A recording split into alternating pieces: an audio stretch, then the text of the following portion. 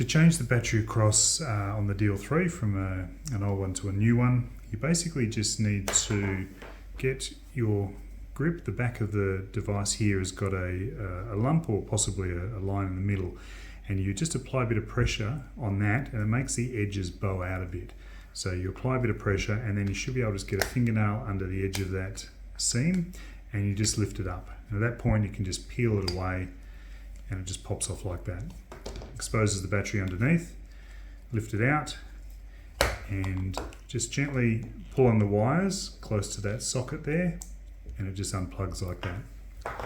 And you get your replacement battery.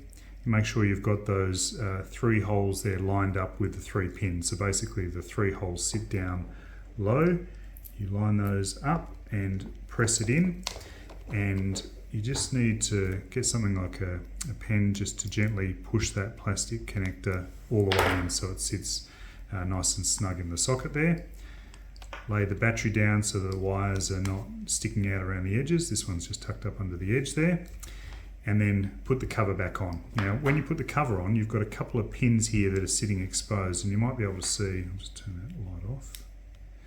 You might be able to see here that they're not lined up straight. One of them is bent down a little bit, so you just want to gently push that up on each one just to make sure that they're sitting sort of nice and flush and at right angles so that they'll connect with the pins in the charging stand properly.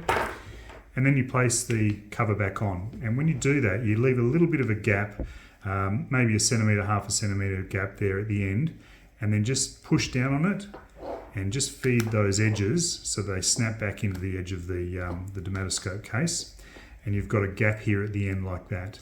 Now what you want to do is make sure that those pins, when you push this cover back on, don't get bent in. And what I like to do, this is where it gets a little bit fiddly, is I put a finger either side where the buttons are just to apply a bit of pressure downwards on that cover as I push the cover back up. And that's because there's little tabs here. Just take this off the show.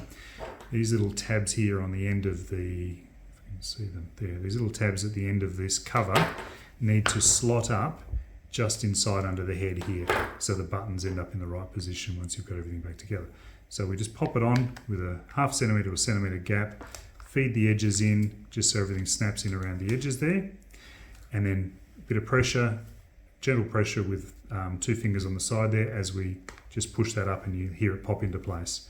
And when we look at the end and we can see both of those are sitting flush and everything's positioned nicely, and when we turn it on we need to just make sure that pressing the button will toggle between polarised and non-polarised and pigment boost on and off, and then you know that everything's set up properly and you're ready to go.